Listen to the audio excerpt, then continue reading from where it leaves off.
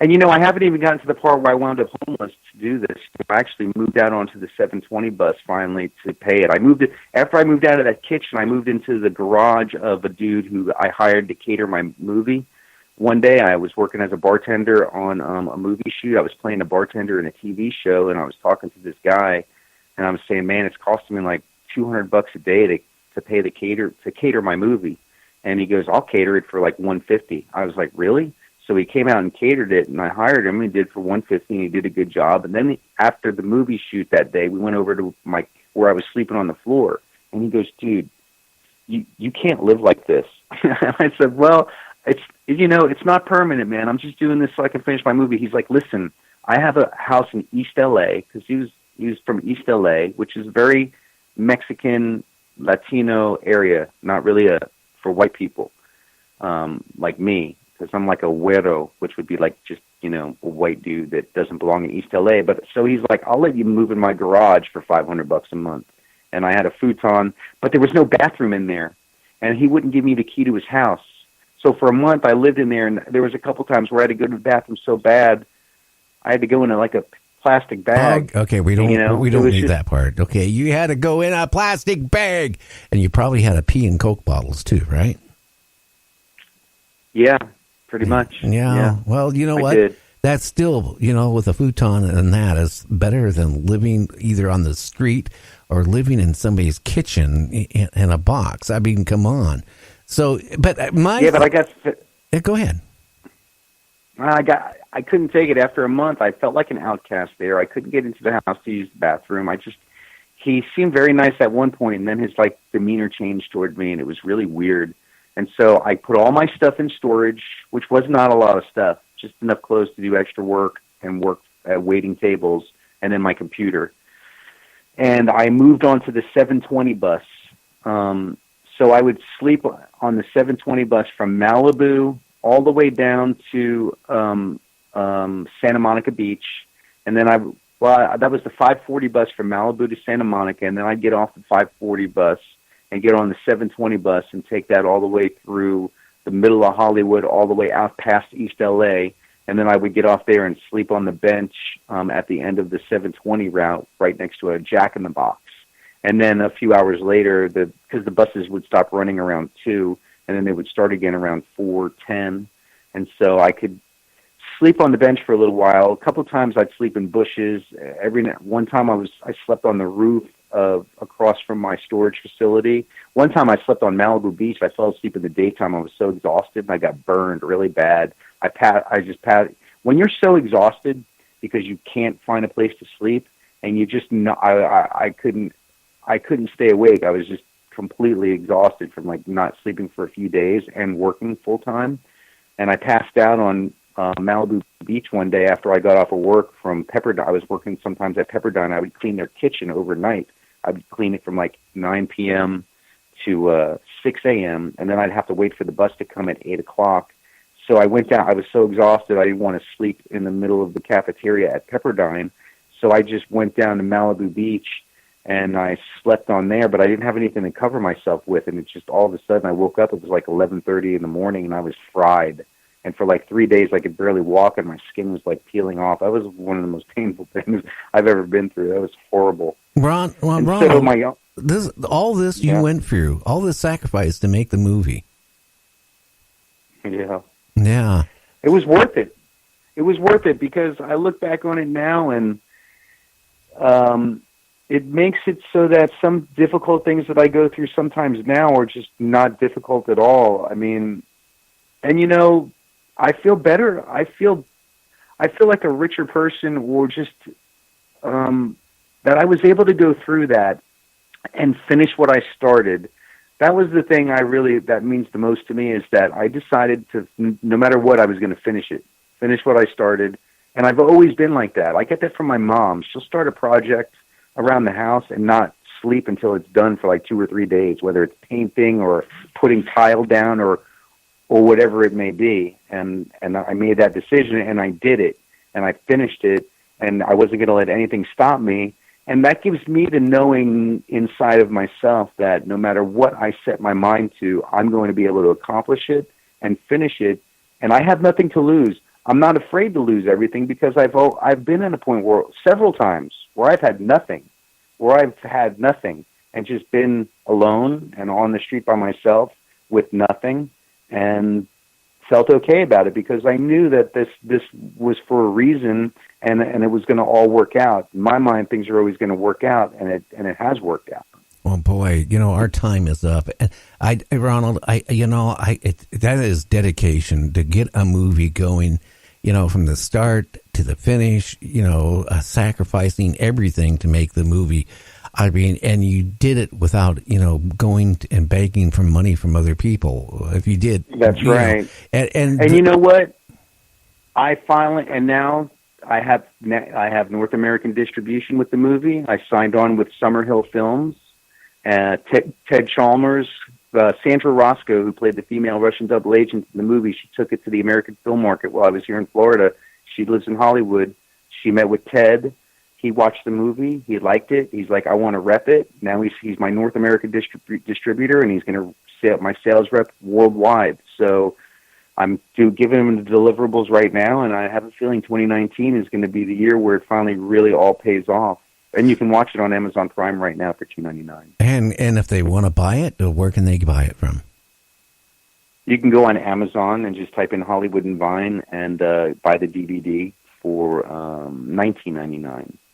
Oh, that's a heck of a deal. And you know what, people? You need to go check out Hollywood and Vine and watch it. I mean, I've gotten to know Ronald the past year. I mean, he is passionate and what he does. And, he really believes in what he does.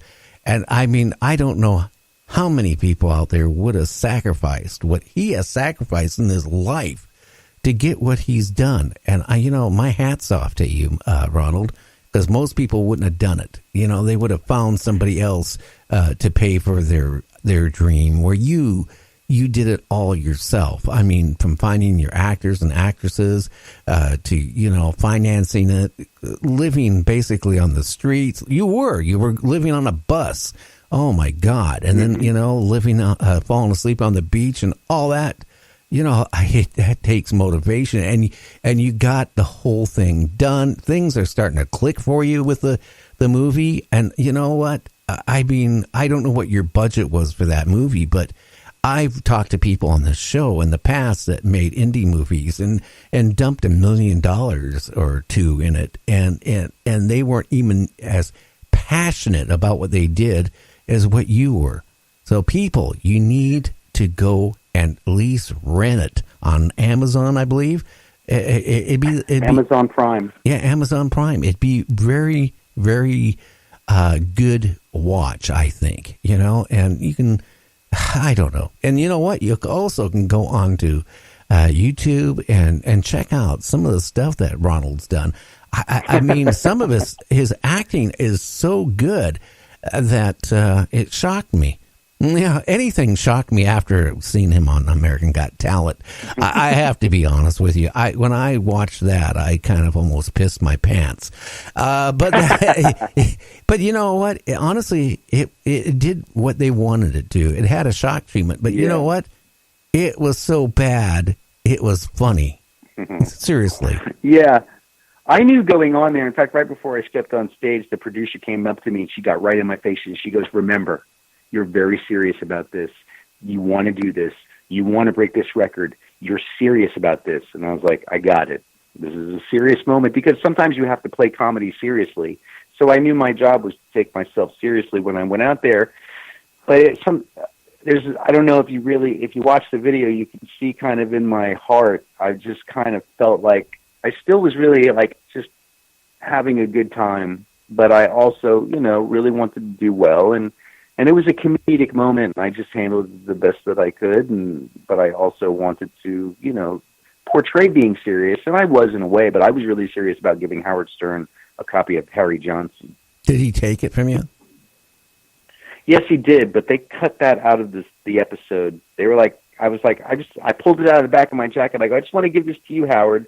And everybody stopped and they're looking at me, and the producer goes, "All right, go ahead, just lay it on the stage." And then someone picked it up and handed it to Howard Stern, and he put it on the desk, and I think they put it down, and then they edited that out of the scene. But I didn't care. I know he got it. And then he mentioned something about it without mentioning it on his show. But he kind of, I don't know.